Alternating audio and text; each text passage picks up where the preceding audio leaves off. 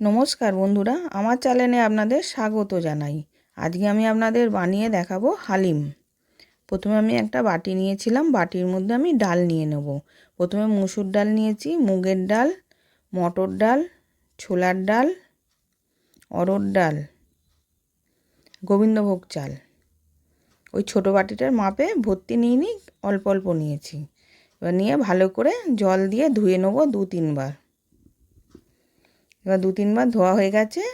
গ্যাসের মধ্যে কুকার বসিয়েছিলাম, কুকারের মধ্যে ডালটা দিয়ে পরিমাণ মতন জল দিয়ে দিলাম, নুন দিলাম, হলুদ গুঁড়ো দিলাম, 2টো তেজপাতা দিলাম,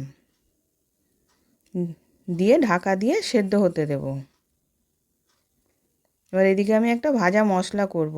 বড় এলাচ, ছোটো এলাচ, জয়িত্রী, লবঙ্গ, জায়ফল, স্টার ফুল, তেজপাতা, গোটা জিরে, গোটা ধনে, মৌরি, সর্ষে, গোলমরিচ সব দিয়ে দিলাম, দিয়ে এবার ভেজে নেব।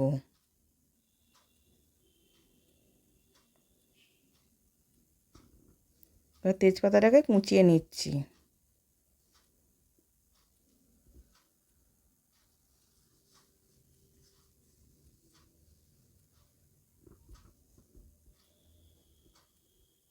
এবার ভাজা হয়ে গেছে, নাবিয়ে রেখে দিলাম ঠান্ডা করার জন্যে। তারপরে মিক্সিতে গুঁড়িয়ে নেব। এবার পেঁয়াজ কুচিয়ে রেখেছিলাম, পেঁয়াজটা ভেজে নেব বেরেস্তার জন্যে। এবার পেঁয়াজটা ভাজা হয়ে গেছে, এবার আমি তুলে নিলাম। এবার ওই তেলের মধ্যেই আবার পেঁয়াজ দিলাম, দিয়ে পেঁয়াজটাকেও হালকা লাল লাল করে ভেজে নিয়েছি। এবার আদা রসুন পেস্ট দিলাম, টমেটো কোঁচানো দিলাম, হলুদ গুঁড়ো, ঝাল লঙ্কা গুঁড়ো, কাশ্মীরি লঙ্কা গুঁড়ো দিয়ে ভালো করে কষিয়ে নেব, যাতে কাঁচা গন্ধটা চলে যায়।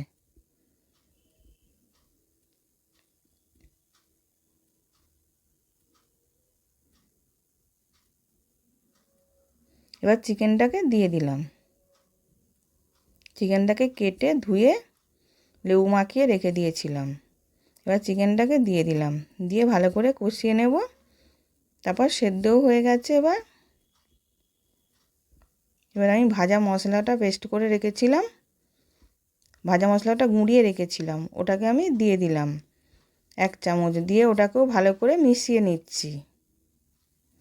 এবার ডালটা সেদ্ধ হয়ে গেছে, ডালটাকেও ঢেলে দিলাম, দিয়ে ভালো করে মিশিয়ে নেব।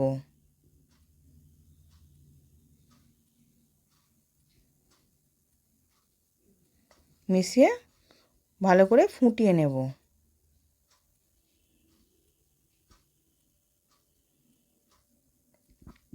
এবার ফুটে গেছে, নাবিয়ে নিলাম। ওপর দিয়ে আমি বেরেস্তা আর ধনেপাতা কুচি দিলাম, দিয়ে সার্ভ করেছিলাম। আশা করছি ভিডিওটা ভালো লেগেছে। আমি হাজির হব আর এক নতুন রেসিপির সাথে।